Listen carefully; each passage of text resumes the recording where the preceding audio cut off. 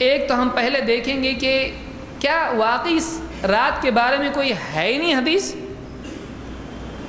یا اس بارے میں کچھ روایات ہیں۔ اب دونوں میں فرق آپ دیکھیں، دو چیزیں ہم کو یہاں سمجھنا ضروری ہے۔ ایک تو یہ کہ اس رات کی فضیلت ہے یا نہیں، دو اس رات میں عمل کرنا ہے یا نہیں۔ دونوں ایک ہی ہیں کہ الگ ہیں؟ ایک ہی ہے نا؟ نہیں، الگ ہے۔ ایک ہے کہ کسی دن کی فضیلت یا رات کی فضیلت ہو اللہ کے نزدیک، دوسرا یہ کہ بندے اس رات کو عبادت اور عمل کے لیے خاص کریں یا نہیں۔ عمل کرنے کے لیے دلیل چاہیے کہ فلاں وقت فضیلت کا ہے پھر عمل کر لو، نہیں۔ اگر واقعی وہ عمل کا بھی وقت ہے تو جس نے فضیلت بتائی وہ عمل بھی کر کے بتائے گا۔ فضیلت کس نے بتائی؟ اللہ کے نبی صلی اللہ علیہ وسلم نے۔ کیا آپ نے یہ بھی بتایا کہ دیکھو اتنی فضیلت کی رات ہے لہٰذا تم بھی عمل کرو؟ آپ نے ایسا کبھی بتایا نہیں۔ لیلۃ القدر کے بارے میں ہم کو ملتا ہے، لیکن 15 شعبان کے بارے میں ایسا ہم کو ملتا نہیں ہے۔ تو پہلے ہم یہ دیکھتے ہیں کہ واقعی اس رات کی فضیلت ہے یا نہیں۔ اس رات کی فضیلت میں دو حدیثیں ہمارے سامنے ہیں، جس میں اس رات کی فضیلت کے ساتھ ساتھ شرک کرنے والے کی مذمت بھی ہے۔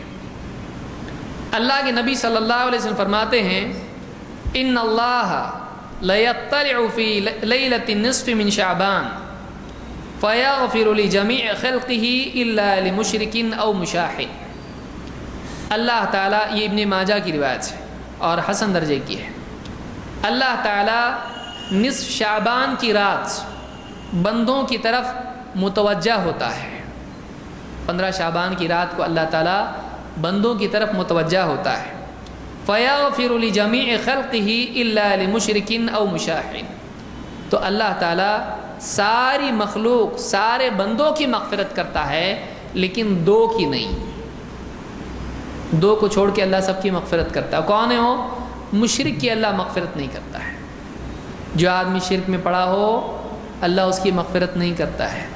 او مشاحن، مشاحن جو نفس کی بنیاد پر اپنے بھائی سے جھگڑا کیے ہوئے ہو، دین کی بنیاد پہ نہیں، اصلاح کی وجہ سے نہیں، اس کے گناہوں کی اصلاح کے لیے ناراض ہو کے نہیں، بلکہ نفسانیت کی بنیاد پر جو اپنے مسلمان بھائی سے جھگڑا رکھے ہوئے ہو اس کی مغفرت نہیں ہوتی ہے۔ تو یہ حدیث سنن ابن ماجہ میں موجود ہے اور شیخ الالبانی نے صحیح الجامع صغیر حدیث نمبر 1819 پر اس کو حسن کہا ہے۔ تو اس سے معلوم یہ ہوتا ہے یہ رات اللہ کی طرف سے مغفرت کی رات ہے، کہ اس رات میں اللہ کی طرف سے مغفرت کا فیصلہ ہوتا ہے سارے بندوں کے لیے۔ لیکن کون اس سے محروم رہتے ہیں؟ ایک شرک کرنے والے اور دو جھگڑا کرنے والے ہیں، آپس میں توڑ رکھنے والے ہیں، آپس میں جھگڑا رکھنے والے ہیں۔ تو شرک اور جھگڑا یہ دو چیزیں ہیں جو اس رات میں آدمی کو مغفرت سے محروم رکھتی ہیں۔ آئیے اور حدیث ہم دیکھتے ہیں۔ نمبر 2، اللہ کے نبی صلی اللہ علیہ وسلم فرماتے ہیں اذا کان لیلۃ النصف من شعبان، جب 15 شعبان کی رات ہوتی ہے، اطلع اللہ الی خلقہ، اللہ تعالیٰ اپنی مخلوق، اپنے بندوں کی طرف متوجہ ہوتا ہے۔ فیغفر للمؤمنین ویملی للکافرین، اللہ تعالیٰ ایمان والوں کی مغفرت کرتا ہے اور کافروں کو ڈھیل دیتا ہے۔ ٹھیک ہے، ابھی نہیں اور توبہ کرو تو پھر مغفرت کریں گے، ابھی نہیں، ان کو موقع دیتا ہے کہ ان کو ڈھیل دی جاتی ہے، ٹھیک ہے تم کو موقع دیا جا رہا ہے، توبہ کرو گے تو مغفرت ہوگی۔ تو ایمان والوں کی مغفرت ہوتی ہے لیکن کافروں کو مہلت دی جاتی ہے۔ وَيَدْعُ أَهْلَ الْحِقْدِ بِحِقْدِهِمْ حَتَّى يَدْعُوا، اور آپس میں کینہ کپٹ جھگڑا رکھنے والوں کو چھوڑ دیا جاتا ہے یہاں تک کہ وہ اپنے جھگڑوں کو چھوڑ دیں۔ جھگڑا نہیں چھوڑتے مغفرت نہیں، جھگڑا چھوڑیں گے مغفرت ہوگی۔ تو اس رات میں اللہ کی طرف سے عمومی طور پر مغفرت کی جاتی ہے ایمان والے بندوں کی، لیکن اس سے کافر اور مشرک کیا رہتے ہیں؟ محروم رہتے ہیں، اور وہ لوگ بھی محروم رہتے ہیں جو آپس میں جھگڑے پالے ہوئے ہوں۔ بہت سارے لوگ کیا کرتے ہیں؟ جھگڑے پالتے ہیں، اور جھگڑے کا کیا کرتے ہیں؟ بچڑے کا بڑا بھینسا بناتے ہیں۔ جھگڑا ہے، کوئی دن آئے گا، ٹھہر ذرا، تو اس دن بدلہ لوں گا۔ کیا آپ کو ضرورت ہے؟ ایک آدمی کیوں اپنے دل میں کسی کے لیے کینہ کپٹ رکھے؟ ایک آدمی کیوں کسی کو اپنا دشمن بنائے رکھے؟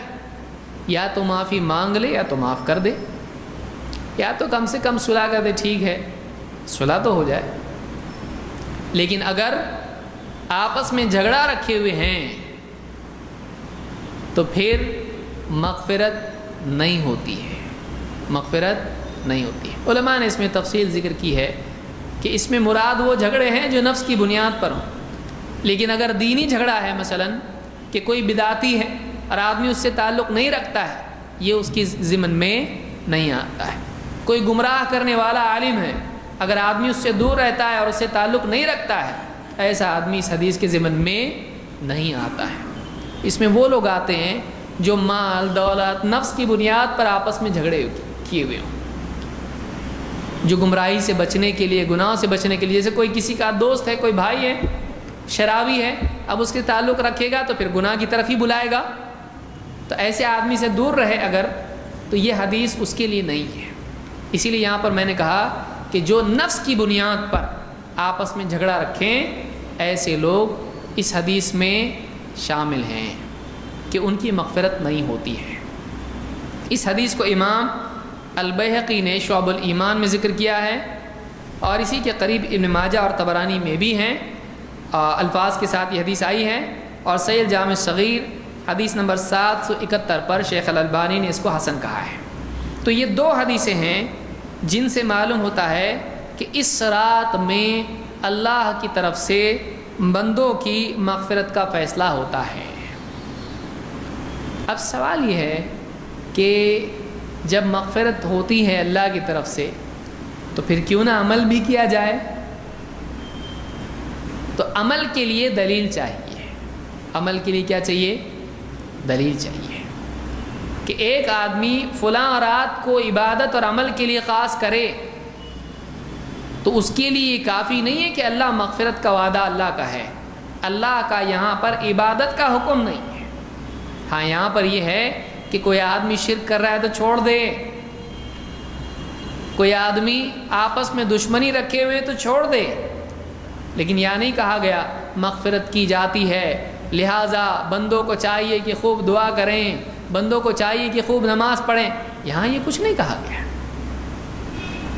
تو کسی وقت کی فضیلت اس وقت میں عمل کرنے کی دلیل نہیں ہوتی ہے، اس کو یاد رکھیے۔ ورنہ آدمی کیا کرے گا؟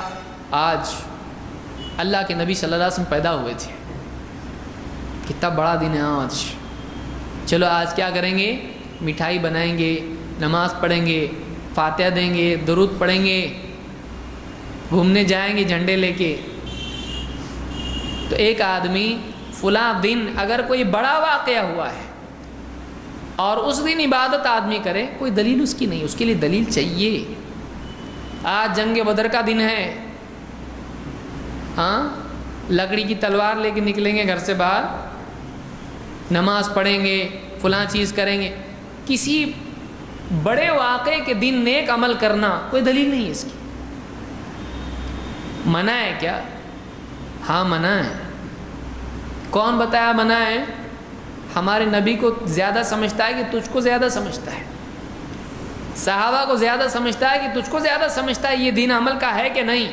جب انہوں نے اس عمل کو، اس دن کو عمل کے لیے خاص نہیں کیا، تو کون ہوتا ہے کرنے والا؟ اپنی طرف سے اس فضیلت کے دن میں عمل کر رہا ہے، تو کون ہے؟ اگر واقعی اس دن عمل ہوتا، واقعی اس رات عمل ہوتا، تو سب سے پہلے کون کرتا؟ اللہ کے نبی صلی اللہ علیہ وسلم اور صحابہ۔ اس بارے میں کوئی فضیلت نہیں آ رہی۔ اس رات کو جاگو، اس رات میں دعا کرو، اس رات میں استغفار کرو، اس رات میں نماز پڑھو، اس رات میں قبرستان جاؤ، اس رات میں ہوٹل میں بیٹھو ہے. کتنے لوگ تو کیا کرتے ہیں اس رات کو ٹوٹل ٹائم ہوٹل میں. اور مسجدوں میں بھی سیٹنگ ایسی ہوتی ہے کہ کسی طرح رات جگ جائیں. عشاء دیر سے ہوگی، پہلا فارمولا، رات بھائی رات ہے، اس کو سیٹ ایسا کرنا پڑے گا پوری رات جاگے. یہ کیا جاگے گا؟ یہ فلمیں دیکھنے کے لیے جاگتا ہے، عبادت میں جاگ سکتا ہے کہ یہ کبھی؟ تو اب کیا کرنے کا، تھوڑا رات دیر سے، یعنی عشاء دیر سے. پھر نمبر 2، عشاء کے بعد ایک اچھا سا بیان، تھوڑا اس میں بھی ٹائم گیا کسی طرح سے، چلو اتنا ٹائم تو پاس ہو گیا. اس کے بعد پھر چائے کا دور. مسجد میں کیا کیا ملتے ہو، روٹ، ہاں بہت کچھ ملتا ہے نا، اور اس کے ساتھ بریڈ اور یہ وہ، چائے وائے، تھوڑا چائے میں پیے. اس کے بعد پھر چلو ذرا قبرستان جائیں گے. پھر قبرستان گئے، گھومے پھرے، یہاں وہاں، موبائل کتنے میں لیا، یہ کتنے میں آ رہا، پولیٹکس میں کون گورنمنٹ آئی، کون سی کمپنی کیا بیچ رہی، ہو کے گھوم پھر کے آئے. اب وہاں سے ڈائریکٹ مسجد میں کیسا ہو، اب تھوڑا نماز پڑھنا ہے تو تھوڑا جاگنا بھی پڑے گا نا، ذرا چائے پی لیتے ہیں. چائے مسجد میں کیسی پتلی چائے بناتے ہیں، وہ نہیں چاہیے ہم کو. یہ جنتا چائے ہے، نہیں، ہم کو اسپیشل چائے چاہیے. کہاں ملتی چائے؟ وہ دور کی جو ہوٹل ہے نا، وہاں بہت تگڑی چائے ملتی ہے. چائے پیتے ہی پوری نیند بھاگ جاتی ہے. چلو گاڑی پہ بیٹھ کے وہاں آ گئے، چائے پیتے، پھر چائے کے ساتھ پکوڑے یہ وہ تھوڑا کھا لیے، اچھا پورا بھر گیا ڈرم.